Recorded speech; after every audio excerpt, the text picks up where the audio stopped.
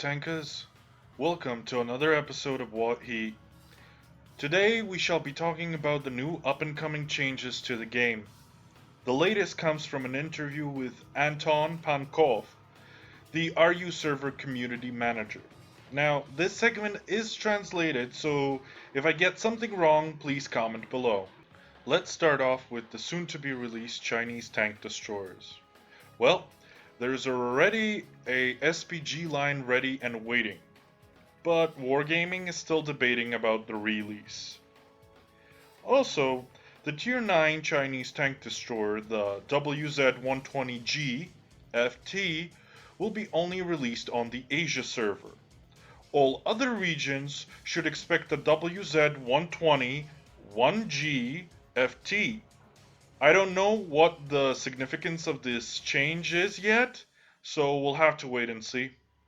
The Waffenträger E100, the Tier 10 premium tank destroyer on the Asia server, is not planned to be sold anywhere else.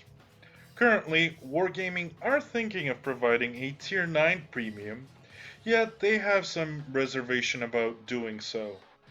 Personally, I would like to see some of the high tier prems, but maybe not the Waffenträger. Anton also confirmed that the FV215B will be replaced by the Super Conqueror Su. Wargaming are currently looking to rebalance a lot of tanks, and not just the top tiers.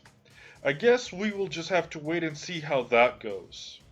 The statement is that they are currently looking at about a dozen tanks to change.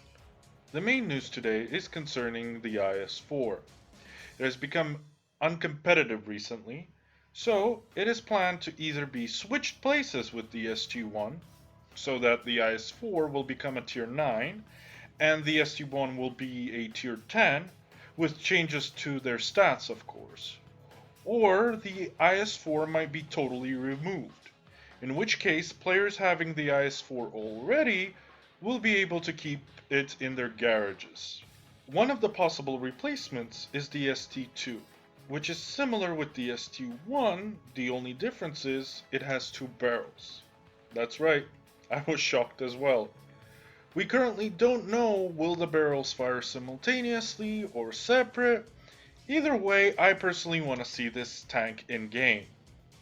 So you got about 3 to 4 months to grind the IS4 if you still haven't got it. Currently, the biggest problem facing Wargaming is to figure out what to do with the premiums that have preferential matchmaking, like the IS6 or the KV5. Now, although they haven't settled on a solution yet, the two main points of thought are either A, remove preferential matchmaking and buff the tanks, or B, leave them be almost as they are, but lower their level, so that a Tier 8 becomes a Tier 7.